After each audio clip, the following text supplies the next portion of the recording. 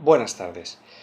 Hoy en el segundo vídeo del curso vamos a hablar de retórica literaria. La retórica literaria es aquella parte de los estudios de la literatura que se ocupa de los instrumentos que usan los escritores para producir sus textos. Habitualmente esos instrumentos tienen que ver con los géneros, es decir, con el formato que han elegido.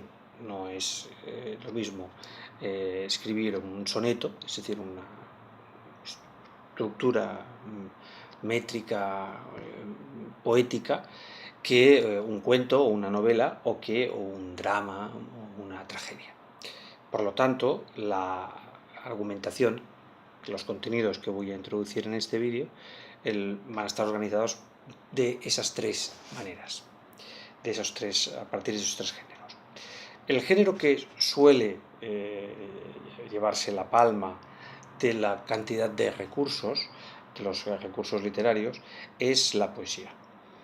En poesía se suelen separar los recursos que tienen que ver con la métrica, es decir, con la medida de los versos, con las coincidencias en la final de los versos, y los recursos que tienen que ver con el significado o el aspecto formal.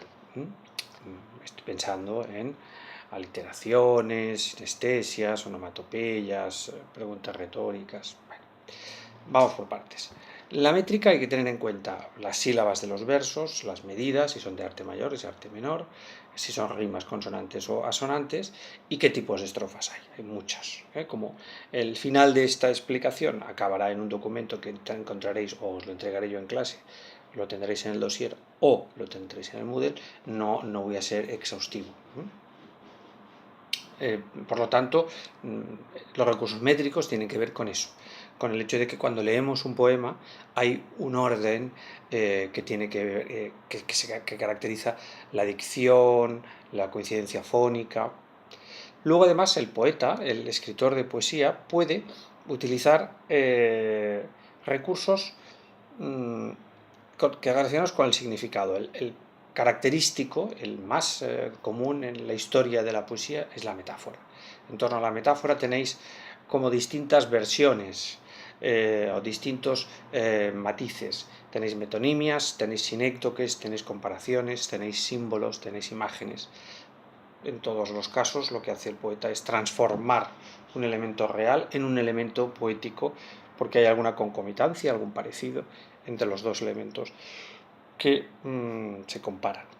Pero también hay otros recursos como por ejemplo la hipérbole, el hiperbatón o otra clase de recursos relacionados con el sonido. El más conocido es la literación.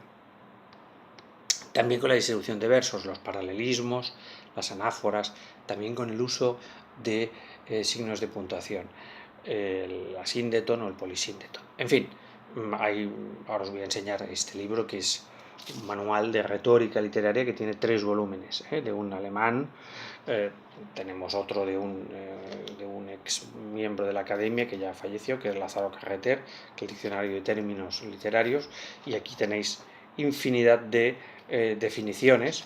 Por supuesto, nosotros no vamos a llegar a este nivel, pero sí tenemos elencos, tenemos colecciones, que es importante que conozcamos. Esto por lo que respecta a la poesía. En la narrativa, en la prosa de ficción, tenemos que tener en cuenta dos asuntos. El punto de vista narrativo, quién nos cuenta la historia, desde dónde nos cuenta la historia y qué sabe sobre la historia. Se suele distinguir entre el punto de vista interno y externo, el narrador interno o externo. Dentro de los narradores externos, el más universal de todos, el más popular, el más frecuente y el más común es el narrador omnisciente. Y el narrador interno, el más común, el más popular, es el narrador personaje. Luego hay variaciones, hay situaciones intermedias que no voy a detallar, de mucho tipo. Y por último nos encontramos con el teatro. Bueno, perdón, dentro todavía de la narración tenemos el tiempo narrativo. El tiempo narrativo se suele hablar de dos tiempos, el tiempo interno de la pieza y luego el tiempo externo o tiempo real. También dentro del tiempo real se le llama tiempo histórico. Estoy pensando, por ejemplo, en La Regenta, una novela muy importante de finales del siglo XIX, realista, de la que hablaremos. Pues bien, la primera parte dura un determinado tiempo externo, infinitamente más corto que la segunda. En cambio, el tiempo histórico de las dos partes es el mismo. Y por último, el teatro. Dentro del teatro no se suelen analizar los recursos literarios del teatro porque se considera que el teatro es una forma de literatura que culmina cuando se ve, cuando se ve representada, se hace la puesta en escena. Pues bien, nosotros hablaremos de, cuando leamos textos, haremos unos análisis y cuando los veamos, tengamos ocasión de hacerlo a través de pantallas en el instituto o si tenemos la oportunidad de verlos fuera, analizaremos también elementos, procedimientos constructivos de la pieza, es decir, la escenografía, es decir, la iluminación, es decir, la música, el vestuario, es decir, la dicción. Todo esto forma parte también de la creación dramática. Lo que sucede es que, como en el caso del teatro, nos encontramos ante un género que para culminar su realización comunicativo-literaria tiene que verse, pues puede ser que si no lo viéramos, simplemente si leyéramos un fragmento de una pieza del siglo XVII, de Lope de Vega, de Calderón, de Tirso de Molina, solamente observáramos el texto literario. Sin embargo, si lo viéramos representado, habría que observar otros elementos. Bien, estos son los tres grupos de recursos a partir de los tres géneros literarios. ¿De acuerdo? Pues dejamos aquí el segundo vídeo.